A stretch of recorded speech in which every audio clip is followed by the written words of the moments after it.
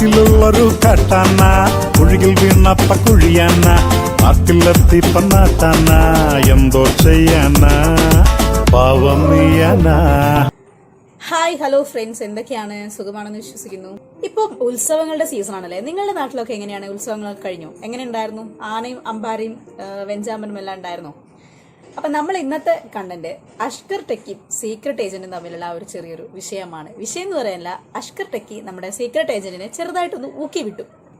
Secret agent ഇപ്പം എയറിലാണ് എന്ന് പറയുന്നതിൽ കാര്യമില്ല. കാരണം പുള്ളി അവിടുന്ന് ഇറങ്ങിയാലല്ലേ എയർ കയറ്റിന്ന് വീണ്ടും പറയാൻ പറ്റുള്ളൂ. പക്ഷെ പുള്ളി സ്ഥിരം എയറിലാണ്.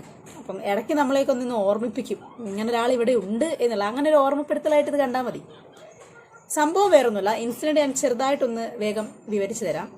പണ്ട് നമ്മുടെ അണ്ണൻ അദ്ദേഹത്തിൻ്റെ ഒരു വീഡിയോയിൽ ആനേനെ ഉത്സവങ്ങളിലും അവിടെ ഇവിടെയൊക്കെ പങ്കെടുപ്പിക്കുന്നതിനെ കുറിച്ചിട്ട് ഒരു നല്ലൊരു ഇൻഫോർമേറ്റീവ് ആയിട്ടുള്ള ഒരു വീഡിയോ ചെയ്തായിരുന്നു. ആന എന്ന് പറയുന്നത് ഒരു വൈൽഡ് ആനിമലാണ്. അങ്ങനെ നോക്കുമ്പോൾ അത് ഇടയാനുള്ള സാധ്യതയും കാര്യങ്ങളൊക്കെ കൂടുതലാണ്. അപ്പോൾ ആൾക്കാരുടെ ജീവനും റിസ്ക് സംഭവിക്കും. ആ ഒരു കണ്ടന്റ് പറഞ്ഞിട്ട് പുള്ളി ഇതിനു മുമ്പ് ഒരു വീഡിയോ ഇട്ടായിരുന്നു. പക്ഷെ ഇപ്പം ആനയ്ക്ക് മെമ്പർഷിപ്പ് കൊടുക്കുന്ന ഒരു സംഘടനയിൽ പുള്ളിയാണ് മെയിൻ. ആ പരിപാടിയിൽ ആനയുണ്ട്, ഒരു പിടിയാന. കല്യാണി എന്നെങ്ങാണ്ടോ തോന്നുന്നുണ്ട് പേര്. അല്ല സോറി, കാവേരി. കല്യാണിയല്ല, കാവേരി. അപ്പോൾ ആനയാണ് ഓഡിറ്റോറിയത്തിൽ കയറിയെന്ന് മെമ്പർഷിപ്പ് മേടിക്കുന്നത്.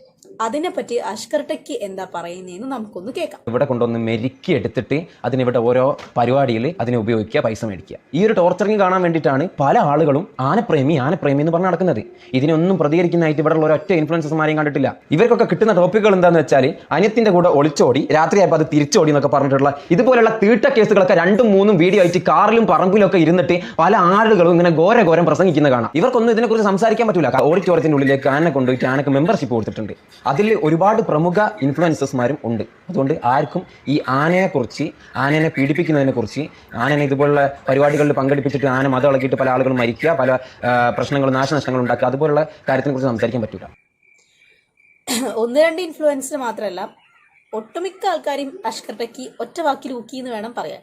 മൂപ്പനും ആ കൂട്ടത്തിൽ പെട്ടിട്ടുണ്ട് എന്നാണ് എനിക്ക് തോന്നുന്നത്. അല്ല, പറമ്പിലിരുന്ന് ചെയ്യുന്നത് ഞാൻ മൂപ്പനെ മാത്രമേ കണ്ടിട്ടുള്ളൂ. ഞാൻ പണ്ട് മുതലേ മൂപ്പൻ്റെ വീഡിയോ കാണുന്ന ഒരാളായതുകൊണ്ട് പറഞ്ഞതാണ്. ഇനി വേറെ ആരെങ്കിലും പറമ്പിലിരുന്ന് റിയാക്ഷൻ വീഡിയോസ് ചെയ്യുന്നുണ്ടോ എന്ന് എനിക്കറിയില്ല. ഉണ്ടെങ്കിൽ നിങ്ങൾക്ക് അറിയുമെങ്കിൽ നിങ്ങൾ കമൻറ്റ് ചെയ്യും. ഇതാണ് അഷ്കർ ടെക്കി പറഞ്ഞിട്ടുള്ള കാര്യം. 100% യോജിക്കാൻ പറ്റുന്ന ഒരു കാര്യമാണ്. കാട്ടിൽ താമസിക്കുന്ന ഒരു ആന, അതിന് ഒച്ചയും കാര്യങ്ങളൊക്കെ ഭയങ്കര പേടിയാണ്. ഇപ്പം ഈ ആനേനെ ഓടിക്കുന്നത് എങ്ങനെയാണെന്ന് വെച്ചാൽ അറിയാലോ. പടക്കം പൊട്ടിച്ച് വലിയ ബഹളം ഉണ്ടാക്കി പ്ലേറ്റ് തട്ടിയിട്ടൊക്കെയാണ് ആനേനെ ഓടിക്കുക. അങ്ങനെ വരുന്ന ഒരു മൃഗം ഒച്ച, അതായത് തീരെ നിശബ്ദമായ സ്ഥലത്ത് ജീവിക്കാൻ ആഗ്രഹിക്കുന്ന ഒരു മൃഗമാണ് ആന എന്ന് പറയുന്നത്. അതാണ് ഈ ആനകൾ ഉള്ളിൽ ഏറ്റവും ഉൾവനങ്ങളിൽ കൂടുതലായിട്ട് കാണുന്നത്.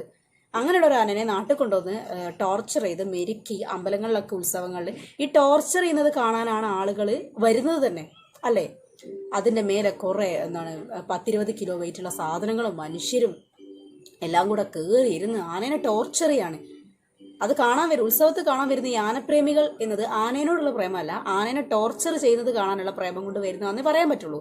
ഇനി നമുക്ക് നമ്മുടെ സീക്രട്ട് ഏജന്റ് എന്താണ് പണ്ട് ആനേനെ കുറിച്ച് സംസാരിച്ചിട്ടുണ്ടായിരുന്നത് എന്നൊന്ന് കേട്ടു നോക്കാം. അറിയാം, ഇപ്പൊ ഈ ഉത്സവങ്ങളുടെ സീസൺ, മിക്കവാറും ഉത്സവങ്ങളുടെ സീസൺ എന്ന് പറയുമ്പോൾ ഈ ചൂടുകാലത്തായിരിക്കും.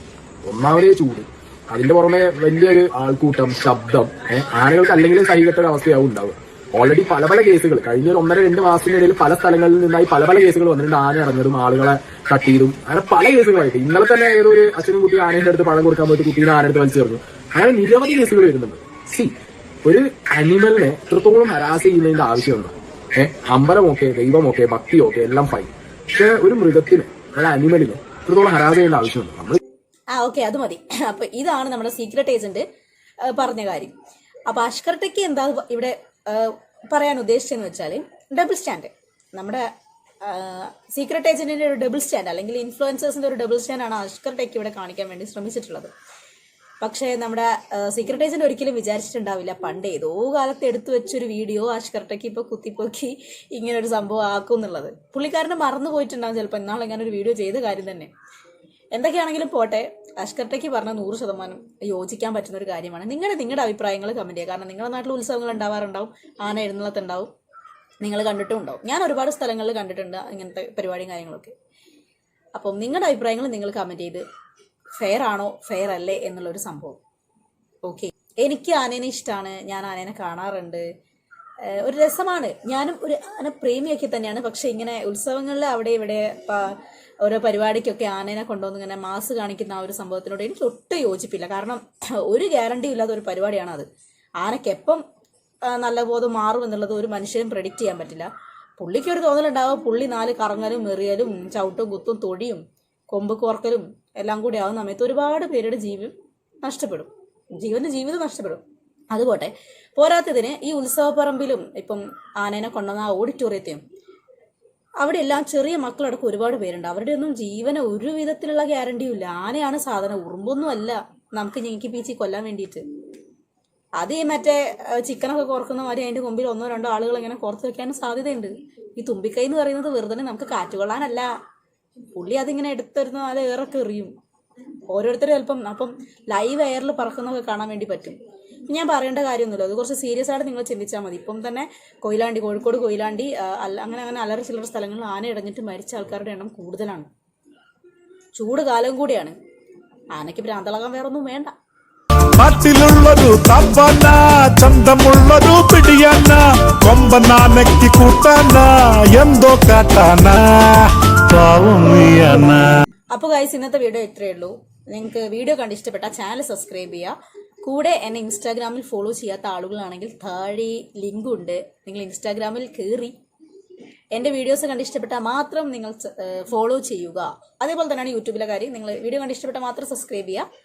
അപ്പം മറ്റൊരു വീഡിയോ ആയിട്ട് കാണുന്നതുവരെ ബൈ. അമ്പനായൊരു മതയാന, ഒച്ച വച്ചത് ഓടാന, വടിയെടുത്തത് പാപ്പാന, ആനെ തല്ലാന, പാവം നീയന.